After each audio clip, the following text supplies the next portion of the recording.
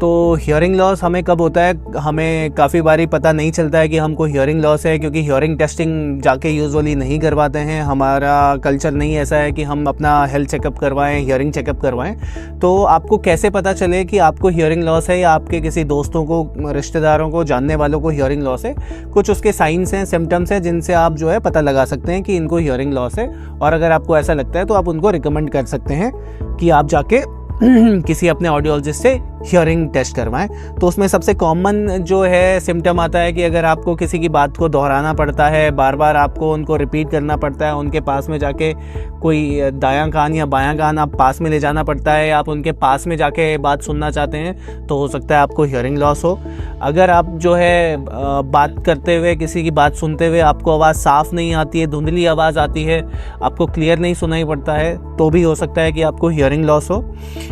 अगर आपको background noise है, ट्रैफिक नॉइस है, या फिर कहीं किसी फंक्शन में आप गए हैं और उस समय पे आपको सुनने में दिक्कत आती है, आपको 1 to 1 तो बात करने में कोई दिक्कत नहीं आती है, आप किसी शांत जगह में रहते हैं, आपको वहाँ कोई दिक्कत नहीं होती है, बात करने में परेशानी नहीं होती है, लेकिन आप जैसे ही शोर में जाते हैं, कोई ट्रैफिक में जाते हैं या नॉइस हमारे सराउंडिंग में है, तब आपको बातों को सुनने में या समझने में दिक्कत होती है, तो हो सकता है आपको हियरिंग लॉस हो। अगर आपको लोगों को रिपीट करवाना पड़ता है या उनको फ्रिक्वेंटली बोलना पड़ता है थोड़ा ऊंचा बोलने के लिए, तो आपको हियरिंग लॉस हो सकता है। कई बार होता है कि हम लोग जो कहते हैं, हम यूजुअली बोलते हैं हमें आवाज़ तो आ रही है लेकिन समझ में नहीं आ रहा है, तो लोग उस बात को करते हैं कि नहीं, हमको आवाज़ सुनवाई ठीक आता है, समझ में नहीं आता। तो ये भी हियरिंग लॉस के सिम्टम होते हैं। उस केस में आप लोगों से कहते हैं आप थोड़ा सा ऊंचा बोलिए, थोड़ा सा जल्दबाजी से ना बोलिए, रुक के बोलिए। अगर इस तरह से चीज़ें आप महसूस करते हैं तो भी आपको हियरिंग लॉस हो सकता है। अगर आप टीवी की आवाज़ को बढ़ाते हैं या मोबाइल की आवाज़ आपको बढ़ाने की ज़रूरत पड़ती है, स्पीकर गाने सुनने के लिए आप नॉर्मल से ज़्यादा बढ़ाने की ज़रूरत पड़ती है, तो भी आपको हियरिंग लॉस हो सकता है। अगर आपको कान में कोई आवाज़ें आती हैं जिसको टिनेटस कहते हैं, अगर काफ़ी लंबे समय से आपको टिनेटस चला आता है, तो भी आपको हियरिंग लॉस हो सकता है।